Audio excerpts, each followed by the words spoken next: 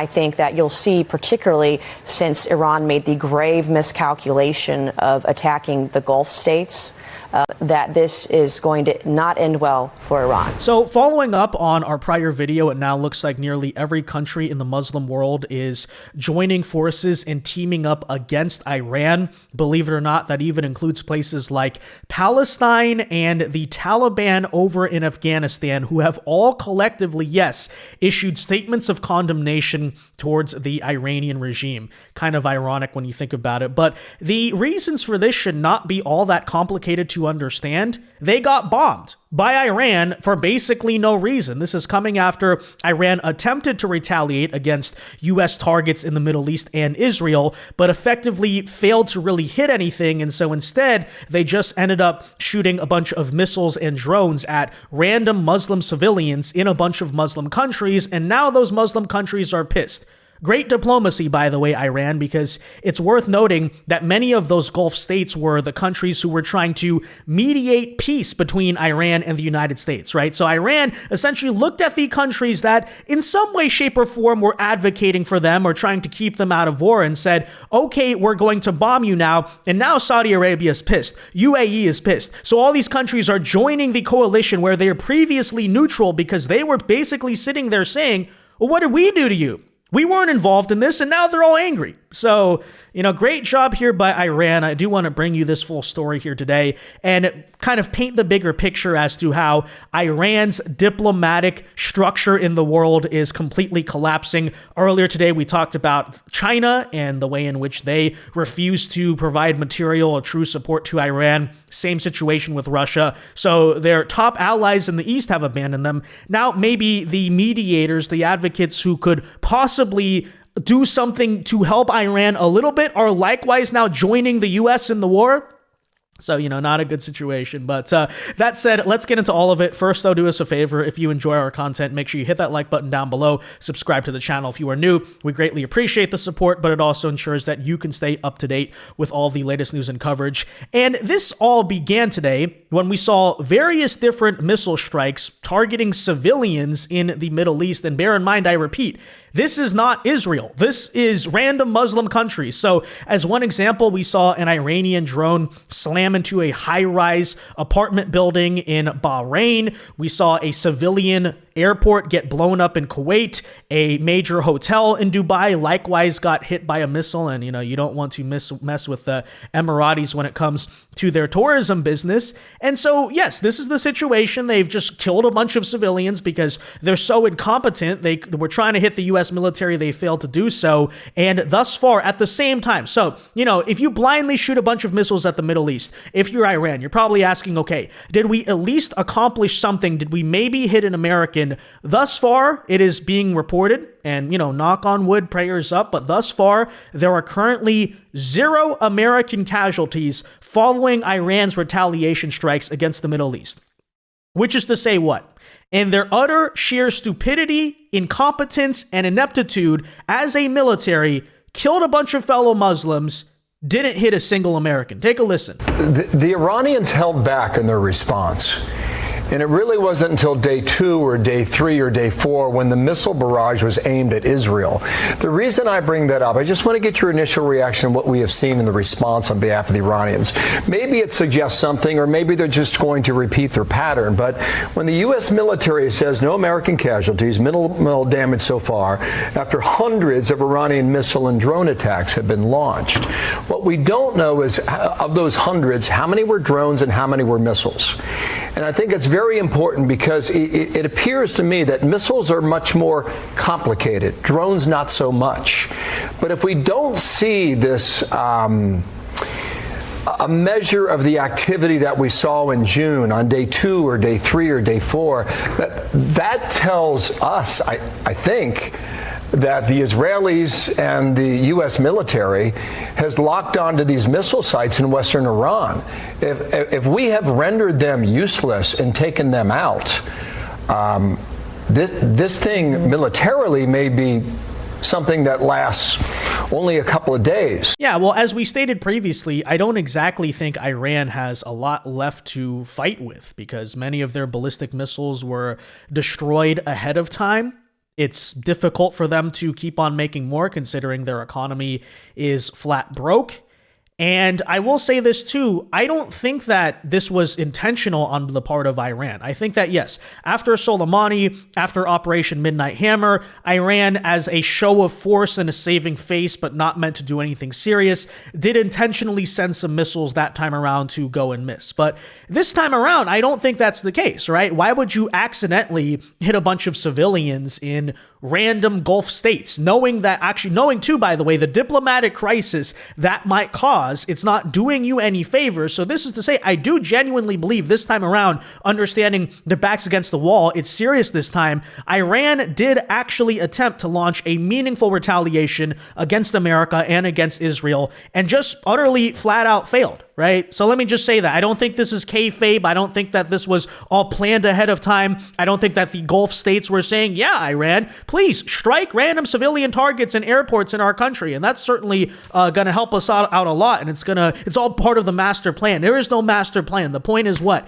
Their military response was incompetent, flawed, awful, and terrible. And yes, if this is any indication the way it's going to go going forward, then this could be over absolutely in a couple of days and not take, in the end, all that very long. But of course, we did discuss the response in our last video of nations like Saudi Arabia, just to briefly bring you up to speed. After getting randomly hit, after they did not get involved in the war, countries like Saudi Arabia were announcing they're now joining on behalf of the U.S. And yes, that's not good news for Iran, because now you've basically built a whole Middle East coalition against yourself. What I can say is new right now. We're just getting word that the Kingdom of Saudi Arabia says they will join the U.S. in the operation against the Islamic Republic of Iran. They said that this comes in the wake of Iran attacking the U.S. base in Saudi Arabia. I just spoke to a senior U.S. official who said the Iranians made a big mistake by firing on Arab coalition partners. Now they are likely to respond. So by Iran firing missiles at UAE, Bahrain, Qatar, Kuwait, Saudi Arabia, and Jordan, they are now likely to fire back at Iranian targets. So those coalition partners are now going to enter this operation that started off as a U.S.-Israeli operation. That is very, very significant, and we haven't seen that happen in the past. I'm really curious to find out what the Palestine leftists have to say about this. I'm sure they're totally up in arms, right, over the fact that Iran just bombed a bunch of Muslim civilians.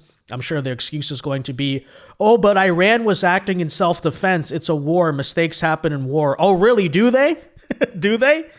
And of course, for the people who are going to claim that this entire operation is only on behalf of Israel, then it's worth pointing out, hey, that the other Muslim countries, as a matter of fact, the majority of the Muslim world is united behind America, because guess what? Historically, they don't like Iran either. As we laid out in the last video, this is a regime that has spent the past 40 years antagonizing and provoking not just Israel or America, but all of its Gulf neighbors over in the Middle East. And so they have every reason to hate Iran as much as, say, America or Israel does. And that's exactly why a country like Saudi Arabia has now announced it is granting full airspace access, equipment, and intelligence support, warning that if it is attacked, it will be opening its airspace to, say, countries like America. So the Kingdom of Saudi Arabia expresses its rejection and condemnation in the strongest terms of the blatant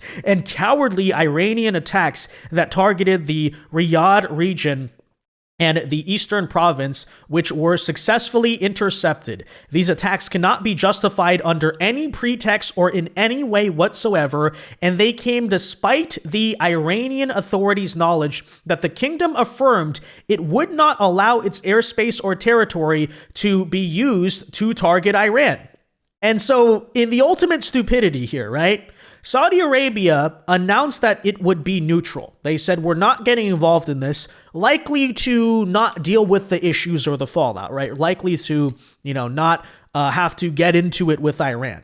And by the way, again, these Gulf states have been trying to help Iran mediate peace with the United States. They're sort of the neutral arbiters, and Iran responds by doing what? Just straight up attacking them?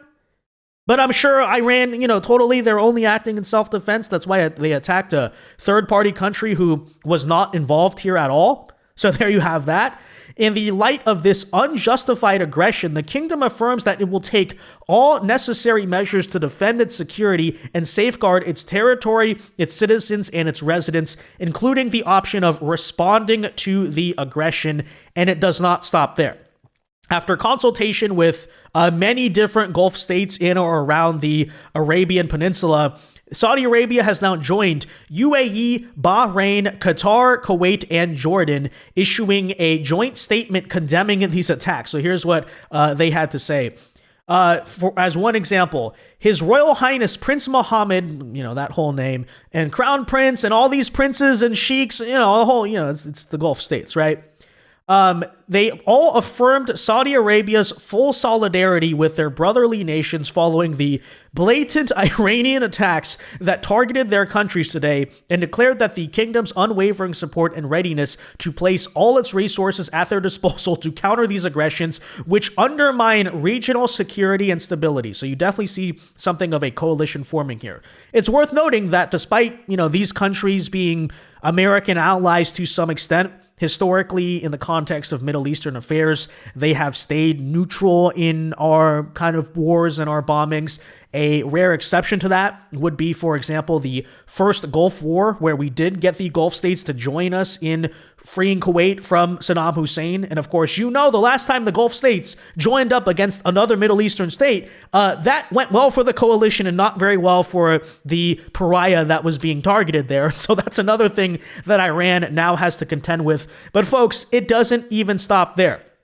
Believe it or not, I know this is going to come as a shock considering Iran has been a top backer of, Palestine and all that. But breaking news, ladies and gentlemen, the Palestinian Authority, this is the government of the West Bank right over in Palestine, has now condemned the Iranian attacks on Arab countries. Their rationale basically there is, well, why are you killing a bunch of Arabs who are not involved in this? I know, very good question. And even, ladies and gentlemen, the Taliban over in Afghanistan just recently released this video saying the same exact thing. اسرائیل و ایران یک سکه و درویان و کسانی که در این شک داشته باشند در عقل و منطقشان شکی وجود داره اونها دارای عقل و منطق سالم نیستند. در این ترورهای هدفمند دست خامنه‌ای علیه لعنت و دست رژیم سفاک ظالم کافر ایران است. ما از گفتن سخن حق از هیچ جناحی در اعراض نداریم. ما سرباز الله مجاهد اسلام در صف امارت اسلامی به عنوان خدمتگزار امت مسلمان هستیم و مسلمانان در این عصر در این وقت و زمان نباید غافل و جاهل باشند. نباید که همگام و همدست با دشمنان اسلام باشند. ایران همدست با یهود و نصارا، همگام با اسرائیل و دیگر دشمنان اسلام است. قطعا ایران خامنه‌ای و پیروانش مربوط به اسلام و مسلمانان نمیشن. اینها یک دین جداگانه هستند، دشمنان مسلمان هستند، برنامه‌های شیطانی را بازی میکنند برای نابودی مسلمانان، برای هدف قرار دادن مسلمانان. Now look, I will concede it is true that the Taliban are Sunni, the Iranian revolutionaries are Shia, and so that is a major sore spot and the source of their contention. But still, it paints a greater picture, right? How do you lose that much support in the Muslim world? How is Palestine condemning you? By the way, Palestine leftists, what do you have to say now that even Palestine is coming out against Iran? We don't exactly know. But I will again say it is a historically terrible case of failed diplomacy on behalf of this regime. The same regime that's now saying, once again, we want to negotiate. Okay, well, a common rule, I would say, in war is that typically you want to keep as many people out of the war as possible who would fight against you, right? Usually you want to have as many allies as possible and as few enemies as possible, which is to say, when it comes to third-party countries like, say, the entire Muslim world surrounding you, Iran, you would think that maybe it's not the best idea to try to go attack them too, to drag them into the quagmire when they're previously stating they're going to be neutral. That's a big gift to you. Now it's not the case. And now, by the way, even if you claimed, as we covered previously, that you want to negotiate, who are you going to negotiate with? Because the Gulf states have been your mediators, right? Qatar, Jordan, countries like this, they've been mediating the talks between America and Iran. Now you've pissed them off too. Where do you think they're going to side now? It's just so ridiculous. I don't even understand the logic. I don't know if there was logic. Again, I don't even know if they were trying to hit the United States and just failed so spectacularly. It lands on random civilians in airports and apartment buildings. Who has any clue, right? But I guess this just summarizes a lot for you. The current state of Iran and how much they are flailing in their military response, and how, I think the time to be a panicking about this might be waning. I think it's very clear that Iran's, at least for now, right? Knock on wood, but for now, Iran's response is just a complete joke. And it's tragic on the other hand, because, yeah, genuinely, they just killed a bunch of civilians. But from a military perspective, it's just totally inept, right? And we'll take a look at what the regime does next year, but I'm not sure military retaliation is the best card they have, given what we just saw. But anyways, that said, guys, let me know your thoughts on this in the comment section down below. Be sure to leave a like on this video, subscribe to the channel if you are new, and until next time, God bless and peace.